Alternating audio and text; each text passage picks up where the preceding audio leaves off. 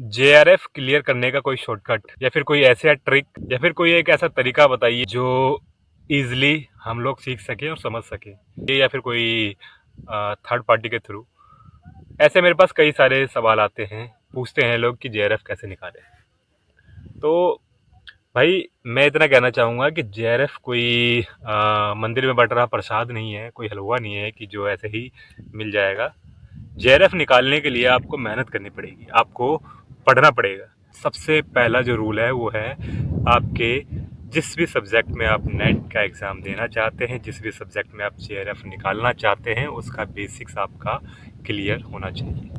इसके बाद जो सबसे मोस्ट इम्पोर्टेंट चीज़ होती है वो होती है मॉक टेस्ट।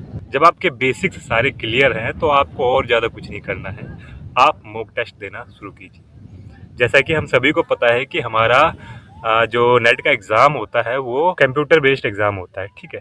तो कंप्यूटर बेस्ड एग्ज़ाम के लिए आपकी प्रैक्टिस भी कंप्यूटर पे होनी चाहिए। आपकी प्रैक्टिस भी जो 3 घंटे का एग्ज़ाम होता है तो उस 3 घंटे के अकॉर्डिंग ही होनी चाहिए।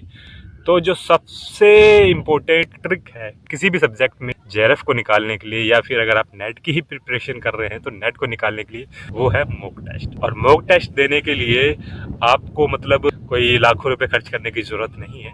मॉक टेस्ट आपको कई सारे वेबसाइट पे फ्री में अवेलेबल हो जाएंगे और कुछ ऐसे वेबसाइट है जो बिल्कुल मिनिमम कॉस्ट लेते हैं, मिनिमल चार्जेस लेते हैं और उस चार्जेस में आपको सब्सक्रिप्शन दे देते हैं जिसमें आप इजीली मॉक टेस्ट दे सकते हैं। अब मॉक टेस्ट में क्या क्या चीज़ें ध्यान देने वाली बात है। मॉक टेस्ट में आप सबसे पहले PYQ प्रीवियस ईयर्स के जो भी क्वेश्चंस होते हैं उसको दीजिए, उसको सॉल्व कीजिए। जब आप क्वेश्चन सॉल्व करते हैं तो आप पहले एक साथ पूरा एग्ज़ाम मतलब 3 घंटे का जो भी एग्ज़ाम है या फिर अगर पेपर 2 का दे रहे तो 2 आवर्स का होगा, पेपर 1 का दे रहे तो 1 आवर का। तो जब भी आप किसी इंडिविजुअल पेपर का मॉक दे रहे हैं या फिर दोनों पेपर का साथ में मिला के दे रहे हैं तो उस पेपर को पूरा का पूरा सॉल्व कीजिए। उसके बाद उसका एनालिसिस देखिए, आपने जो गलत किया है वो आपका गलत क्यों हुआ है, वो आपको उसको वहाँ से आइडिया मिलेगा।